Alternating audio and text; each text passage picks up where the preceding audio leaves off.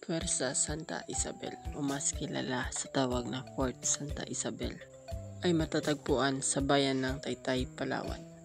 Ang Fort Santa Isabel ay itinayo noong 1667. Umabot ito sa 7 taon sa paggawa bago matapos. Ang Puwersa Santa Isabel ay binuo nila ito mula sa coral rocks, lime, and white eggs. Ang Fort Santa Isabel ay isa ring naval fortress na binuo noong 1667. At ang pinakamalagang palatandaan ng munisipalidad ay ang kuta ng mga Espanyol na nagkokontrol sa Taytay Bay. Ito ang linya ng depensa na ginagamit ng mga sundalong Espanyol kung saan napaputok sila ng kanyon upang maitaboy ang kanilang mga kaaway o mga aagaw ng mga Muslim. Ang pangalan ng bayan ng Taytay ay hango sa pangalang Talaytayan na ang ibig sabihin ay tulay. Sa paglipas ng panahon at naging Taytay ito, ang matatag na kabisera ng lalawigan ng Talaminaes noong 1859 hanggang 1876 ay buong teritoryo ng Paragua na ngayon ay tinatawag na Palawan. Ang formal na itinatag noong 1623.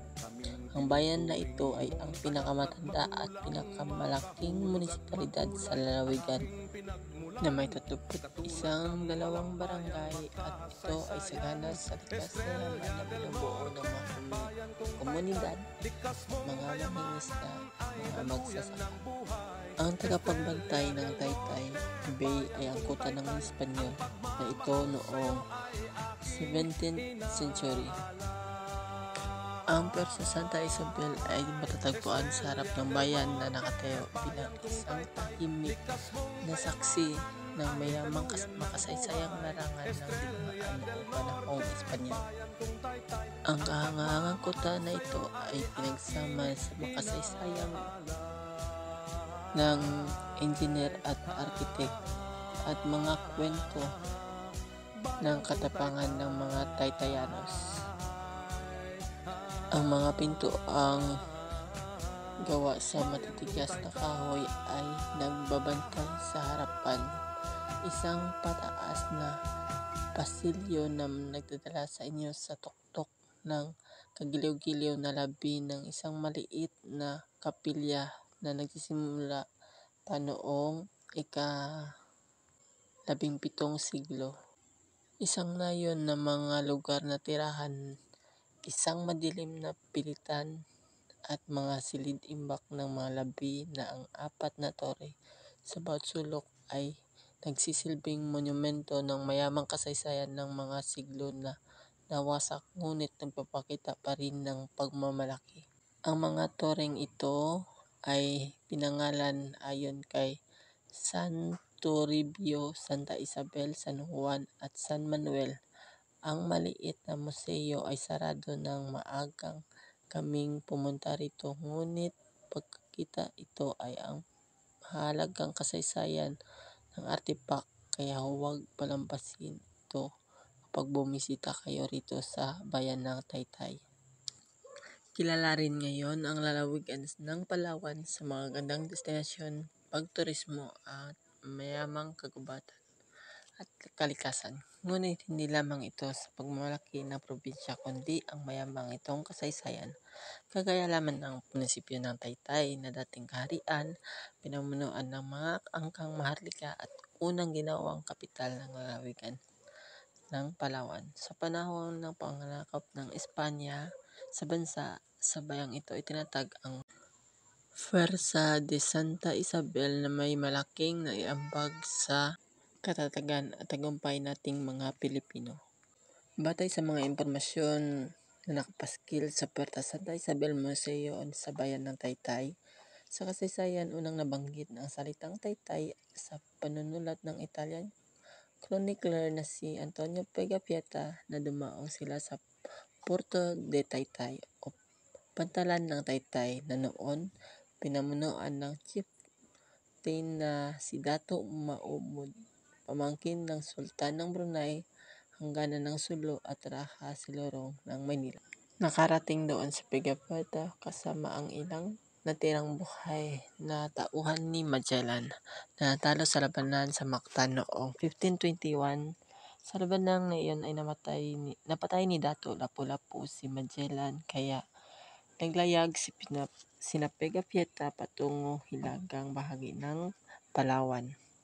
Sa ilalim ng bagong leader na si Captain Juan Sebastian de Elcano upang tapusin ang pag-iikot sa buong mundo sa pamamagitan ng paglalayag, tinawag din ni Pigafetta na La Tierra de Promises o Land of Promises ang bayan ng Taytay dahil sa mayamang agrikultura ng lugar ay naligtas sila mula sa gutom. Isinalaysay din niya sa kauna-unahang pagkakataon ay nakita niya ang naibang laro ng mga katutubo na kung saan pinupustahan nila ang naglalaban na mga manok o ang tinatawag nilang sabong. Ang pangalan ng Taytay ay nagmula sa talaytayan o tulay na kahoy o kawayan na ginagamit ng mga katutubo bilang daanan patungo sa kabilang ibayo. Noong taong 1623 o makalipas ang mahigit isang siglo ay muling bumalik sa nasabing bayan ang mga Espanyol. Ang naturang joint military at religious expedition ay namumunuan ng mga praile na sina Francisco de la San Nicolas, Enrique Mareso or Saint Ezekiel ngayon at Diego Santa Ana. Ang Hermano de la Madre de Dios doon ay formal nang itinatag ang Taytay hanggang sa naakay na munisipyo ng mga mamamayanan sa pamantayan Kristiyano at ginawang patron si Santa Monica na siyang patron ng mga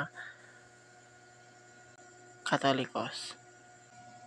Noong 1667 naman ay ginawang ang ngayoy makasaysayang Puwersa Santa Isabel o ang Fort Santa Isabel na nagsilbing himpilang pangmilitar ng mga otoridad, ngunit nang dahil sa pagnanais ng mga Muslim na maibalik ang kanilang harian ng dati na sa kanila ay sa paglipas ng panahon ay nagpatuloy ang kanilang pag-atake sa bayan ng Taytay at mga piratang Tsino kontrolin ang mga ruta para sa kalakal kaya napagdesisyonan ng Kastilang pinuno na mas palakasin ang paangkuta gawa noon sa kahoy. Pagsapit noong 1738 ay natapos ang matibay na istruktura na gawa sa coral at limestone na pangunahing depensa laban sa mga umataking Moro sakay ang makulay nilang mga bangka. Sa nasabing muog nakita ang fortress sa itaas habang sa ibaba naman ang Cuarto de Guardia or guard house, Bibinda del Cargo or tanggapan ng kapitan ng kuta na kalaunan ay ginawang kapilya, almagacen, divisaries or food supply storage, almagacen de pólvora or gunpowder, cozenas de la Castillo e Soledades or kainan ng mga sundalong Espanyol, at aljibe or cistern. Hindi maitatangging naging depensa sa mga Taytayanos ang Taytay Fort mula sa mga matagumpay na panakop ng mga Espanyol sa hilagang bahagi ng Palawan o Paragua dati. Noong taong 1818 ay nang isama naman ang southern part na isa noong hiwalay na lalawigan at itinawag na Astoria upang maging isang lalawigan at tinawag na Calamianes at ginawang sentro ng bayan ng Taytay.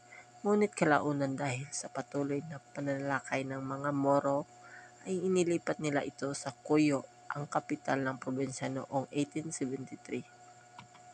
Sa paglipas ng mga panahon, naging saksi rin ang kuta sa mithiin ng mga Pilipino na makamit ang kasarinlan mula sa pagmamalabis ng mga manakop na Kastila. Sa pag-usbong ng madamdaming makabayan at pag-aalsa laban sa mga manlulupig, kabilang din ang Taytayanos. Sa pagpapakita ng matapang ng mga Taytayanos, kabilang sa mga naka-impluwensya ng mahigit sa naging aksyon ng mga Pilipino ay ang panulat ni Gat. Doc Jose Rizal na el filibusterismo at noli me tangere at pagpatay sa kanya at sa iba pang mamalabis na mga namumuno. Napukaw din ang galit ng mga Pilipino nang bitayin ang 3 martir sa Cavite kung saan kasamang pinrasan si Don Ruperto Lacsatana at Mabalacat, Pampanga at hinatulang makulong sa kuta ng Taytay. Sa kanyang pamamalagi ay ginawa pa rin niyang kumbinsin ang mga Pilipinong opisyal na Kapampangan at na nakadestino sa kuta at maging sa mga munisipyo ng Taytay. Nang malapit nang matapos ang ika-19 na siglo noong nagkaroon ng mas matinding mga sagupaan sa pagitan ng mga sundalong Kastila at mga revolusyonaryo sa buong bansa na naganap din sa Taytay na kalaunan ay nagresulta sa tuluyang pagtatapos ng mahigit 3 siglong kolonyalismo sa ating bansa at pagsuko nito sa Estados Unidos. Itinatag ng mga Pilipino ang revolutionary government sa pamumuno ni General Emilio Aguinaldo, ang itinuring na kauna-unahang presidente ng Republika ng Pilipinas. Ngunit hindi rin nagtagal dahil sa pamasok ng Commonwealth Government. Opisyal na lamang naging Palawan ang pangalan ng lalawigan noong 1903 matapos ang digmaan ng Pilipino-Amerikano at naging sentro ang Puerto Princesa. Sa kabuuan ay naging maayos at naging maunlad ang Palawan sa ilalim ng pamamalakad ng mga Amerikano dahil inilipat nila ang gobyerno sa mamamayan at nagtayo ng mga eskwelahan at ipinakilala nila sa mga mamamayang Pilipino ang agrikultura.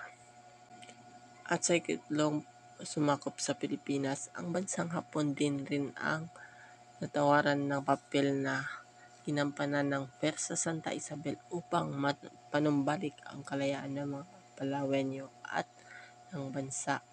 Kabuuan taong 1945, inatasan ni General Douglas MacArthur na bawiin ang Palawan sa ilalim ng operasyon ng codename na Visory 1 at hanggang 11 at ipinadala ang 18th Army Regiment sa probinsya. Unang kumilos ang lokal guerrilla movement, ang Palawan Special Battalion 6 Military District sa pangunguna ng mga lokal heroes na sina Cap Carlos, Major Pablo kasama sina Muyok Amores, Hihino Mendoza, Alfred at Paul Cobb, Allied Intelligence Bureau Jesus Villamor at Headquarters SWAT Charles Person at sa tulong ng pakipagtulungan ng mga ilang lokal Palawan, dito na sila di umano dumungka sa Fort Santa Isabel sa Taytay, Palawan. Ang Fort Santa Isabel na nagsilbing kuta ng ating mga magigiting na bayani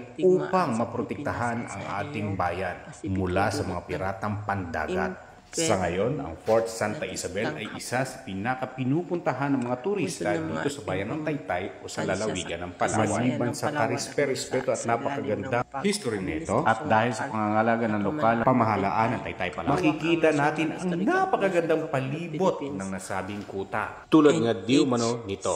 Tingnan niyo po. Nakikita mo naman, di ba? Nakikita mo naman, di kailangan magsalita pa, nakikita mo na yan. Diba? Ito ng Santa Isabel. Nakikita mo naman, District sa diba? Nakikita mo naman, di kailangan magsalita pa, nakikita mo na yan. Protektahan. Diba? At dito di umano naganap ang aming diskusyon ni Mr. Focus Rap kung ilan nga ba ang kanyon sa loob ng Fort Santa Isabel. At